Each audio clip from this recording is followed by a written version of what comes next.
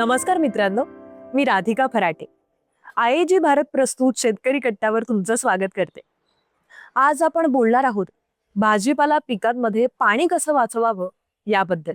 पालक, मेथी, कोबी, मुळा, गाजर या पिकांची मुळं खोलवर जमिनीत जात नाहीत. त्यामुळे त्यांना सतत हलकं पाणी द्यावं लागतं आणि म्हणूनच योग्य पद्धतीने सिंचन करणं फार महत्वाचं आहे. आता जमिनीचा ओलावा कसा आहे हे सर्वात आधी तपासून घ्यायला हवं. त्यासाठी साध्या हाताने किंवा सॉइल मॉइश्चर सेन्सर्स वापरून आधी मातीची अवस्था काय आहे ते तपासून घ्यायचं आणि मग जर पाणी दिलं तर पिकांना फारसा ताणच सहन करावा लागत नाही.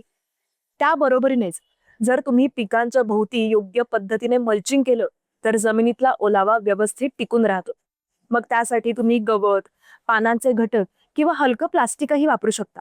त्यामुळे माती थंड राहते आणि पाण्याची गरजही कमी होते.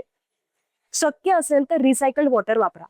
म्हणजे घरगुती पाणी असेल किंवा शुद्ध केलेलं रिसायकल्ड वॉटर, रियुज्ड पाणी जर तुम्ही पिकांच्या मुळांशी योग्य प्रमाणात दिलं तर तुमचा मुख्य पाण्याचा खर्च कमी होतो आणि शिवाय पिकांना सतत पाणी उपलब्ध राहतं.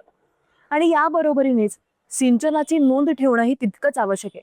म्हणजे कोणत्या वेळी किती पाणी दिलं आणि त्यावेळी पिकांची अवस्था काय होती या गोष्टींची जर तुम्ही योग्य पद्धतीने नोंद ठेवली तर त्यामुळे पुढच्या हंगामात तुम्हाला जेव्हा इरिगेशन करायचंय तेव्हा तुम्हाला ते जास्त अचूक पद्धतीने करता येईल.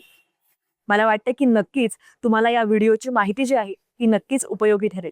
आणि जर असेच व्हिडिओज पाहायचे असतील तर आपल्या आयएजी भारतच्या इंस्टाग्राम आणि फेसबुक पेजला फॉलो करा, यूट्यूब चॅनलला सबस्क्राईब करा. भेटूयात नवीन व्हिडिओमध्ये नवीन माहिती घेऊन. थँक्यू.